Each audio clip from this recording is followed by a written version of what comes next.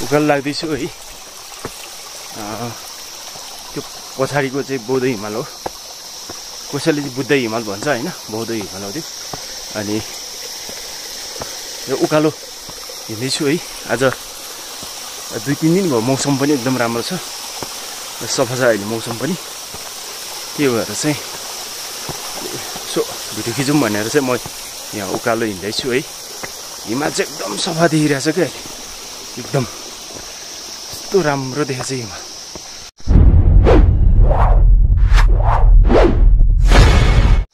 यस्तो दामी देखिरहेछ है हिमाल, अम्म यस्तो सफा देखेछ। यो दोर्जी हिमाल तलको चाहिँ, अनि यसकै मुनिपट्टि नारायण पोखरी भन्ने छ। यता चाहिँ यो पार्वो गाउँ भएको।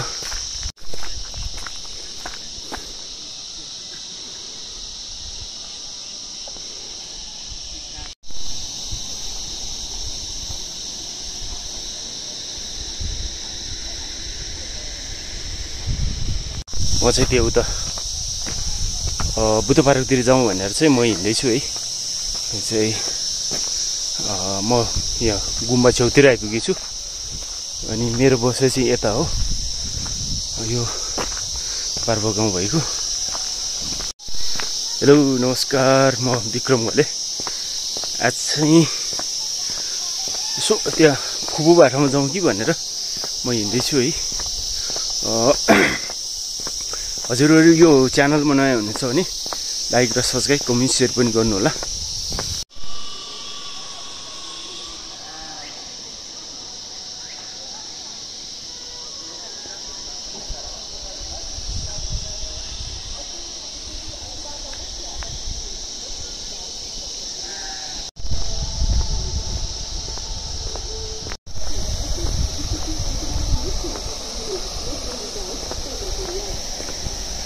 अहिले चाहिँ म स्प्रिङ पार्कतिर लगभग आइपुगेँ है। यो चाहिँ स्प्रिङ पार्क यहाँ छ, अनि तल गाउँ भएको, अनि बोर्डिङ स्कुल त्यो भएको, अनि स्प्रिङ पार्क यो भइहाल्यो।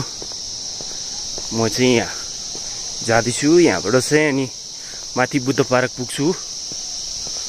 करिबन चाहिँ म यहाँ स्प्रिङ पार्कतिर आइपुगेँ है। यहाँ स्प्रिङ पार्क चाहिँ यता छ है। यो घाम टल्के भएर चाहिँ अलि राम्रो देख्दैन, घाम टल्किन्छ, त्यो भएको कारणले चाहिँ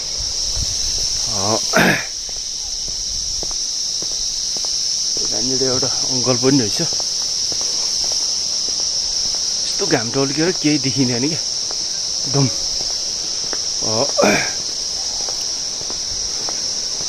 फेसै नराम्रो देखिने होइन, यस्तो देखिन्छ।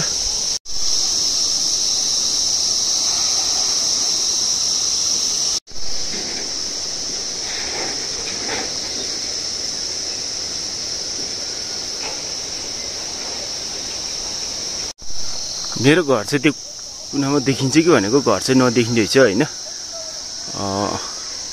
यता मात्रै देख्दैछ। मेरो चाहिँ घर चाहिँ कुनामा लुगा छ कि कसैले देख्छ कि भनेर लुगाएर बनाए जस्तै छ क्या।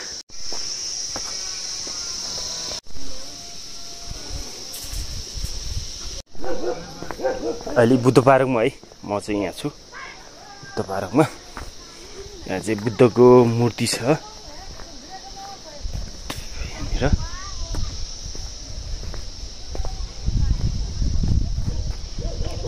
श्री बुद्धको मूर्ति यता गाउँ भइहाल्यो।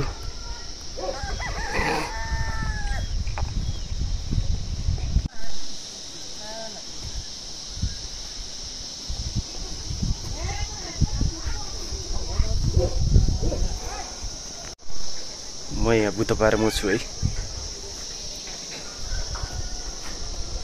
घामको ज्योतिले चाहिँ अलि राम्रो देखिएन, अहिले भने चाहिँ एकदम राम्रो देखियो है घाममा। यहाँ बुद्धको मूर्ति पनि छ। यता चाहिँ पार्वो गाउँ भएको। म चाहिँ यहाँसम्म आएको छु। यसो अब यहाँ एकछिन घुमेर अनि त्यहाँबाट चाहिँ म जान्छु होला उता। हजुरहरू यो भिडियोमा एकदम सेयर गर्नु होला हैन।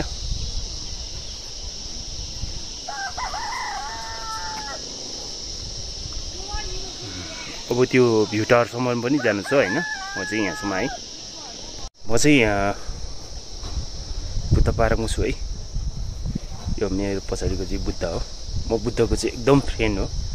मेरो चाहिँ बुद्ध भगवान भनेपछि एकदम मलाई धेरै मनपर्छ। त्यो भएर चाहिँ म बुद्धहरूको ठाउँमा चाहिँ धेरै जान्छु।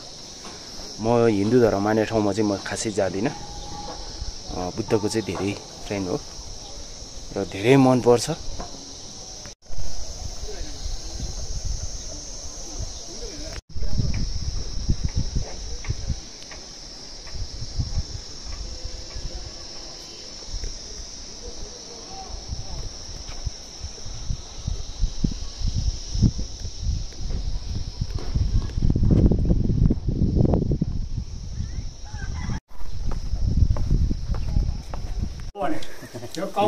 बाक्लो हुन्छ है ओखर चाहिँ होइन?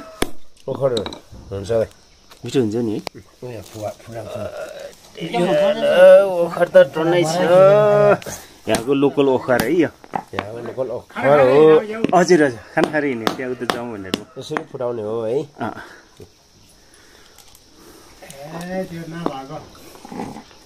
धेरै त नहुने छ, अलिअलि मात्रै। अलिअलि हो, धेरै तलको जस्तो हुँदैन। यो चाहिँ अलिक अर्कै खालको छ। अर्कै खालको गुदी चाहिँ अलिक थोरै हुन्छ, बोक्रा चाहिँ धेरै बाक्लो हुने चाहिँ। बोक्रा धेरै हो, धेरै टाइम लाग्छ क्या। खासै यो फुर्सद भएको बेलामा खाने मात्र हो। हजुर हजुर। अहिले त्यो चाहिँ पातलो हुन्छ, यो चाहिँ बाक्लो हुन्छ। तर तागादिलो चाहिँ तल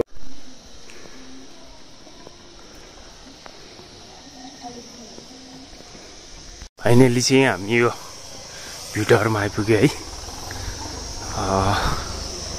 अस्ति नै एकचोटि आएको, राम्रो चाहिँ भएन। भ्यू टावरतिर माथि जानु पर्ला। यो कोटमा पूजा गर्ने सामान राख्ने घर के भन्थ्यो होइन?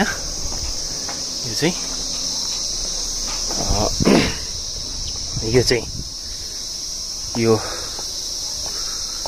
दसैँमा बलि हानेर यहाँ पूजा गर्छ।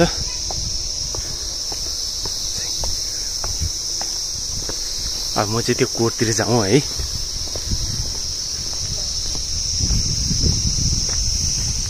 म चाहिँ कोटतिर आएँ।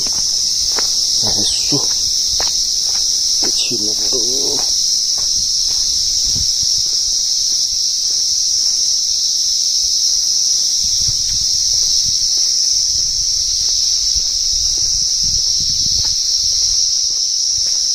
कति किरा करायो है, झ्याउझ्याउँदी कराउँछ।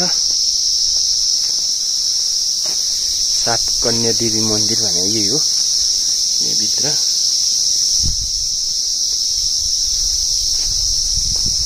म चाहिँ यहाँ कोट मन्दिरमा आएको छु। सात कन्या देवी मन्दिर हो यो।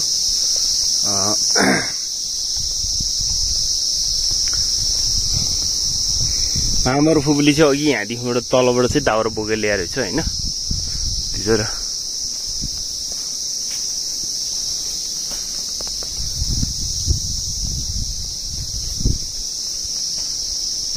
अघि पौधे हिमाल चाहिँ अलिक देखाइरहेको थियो, अहिले चाहिँ कुहिरोले लगभग आधी चाहिँ ढाकिसकेछ। अनि त्यसपछि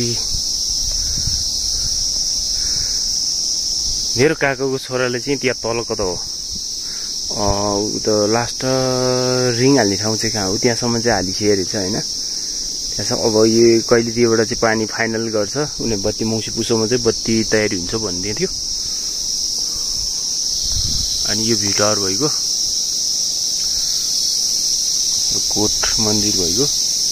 अब एकचोटि उति भ्यू टावरको टुप्पोमा जानु पर्यो। म चाहिँ यहाँबाट भित्र भ्यू टावरको भित्र जाँदैछु है।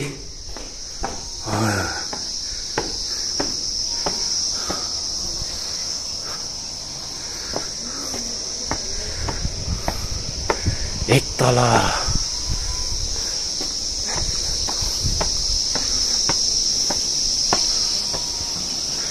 दुई तला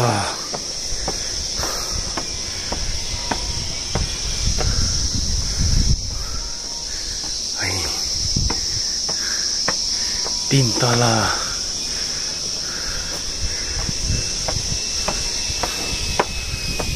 यो चाहिँ 4 तलामा है।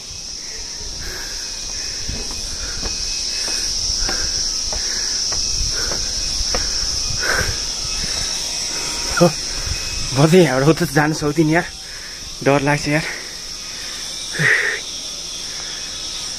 करिबन गाइस मेरो घर चाहिँ अलिकति देख्दो रहेछ, पुरै देखिँदो रहेछ। यो चाहिँ कोट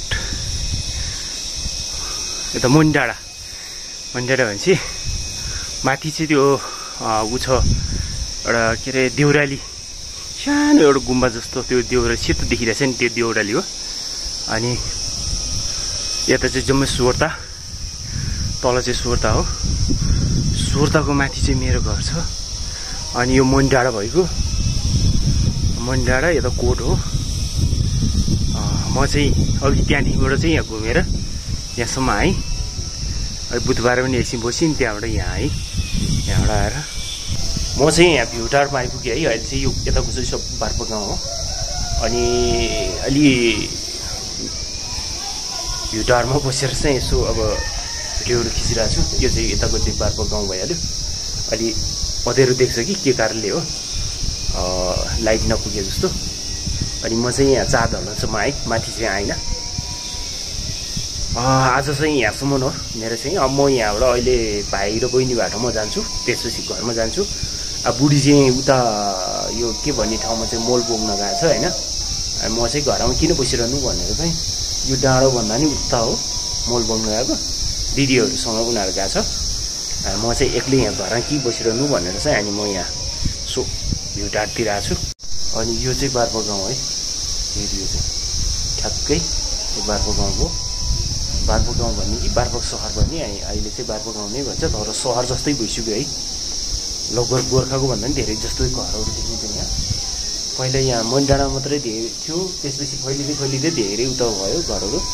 म चाहिँ यहाँसम्म आएँ। अब यहाँबाट चाहिँ म फर्किन्छु। आजको चाहिँ यहीँसम्म आज सकिएको मेरो यहाँसम्म आउने दिन मात्रै।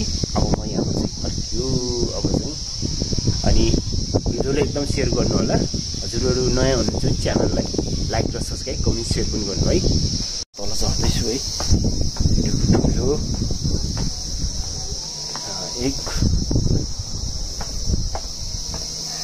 एकसम्म अघि माथि आएँ, फेरि अहिले पनि तल चढ्दैछु है। अब 1 तला मात्रै बाँकी हो। यहाँसम्म चाहिँ डर लागेन, माथि जान चाहिँ एकदम डर लाग्यो। अब चाहिँ भाइहरूबाट म गएर त्यहाँबाट घर जान्छु। घर गएपछि आनन्दले बस्छु, काम सकिहाल्यो।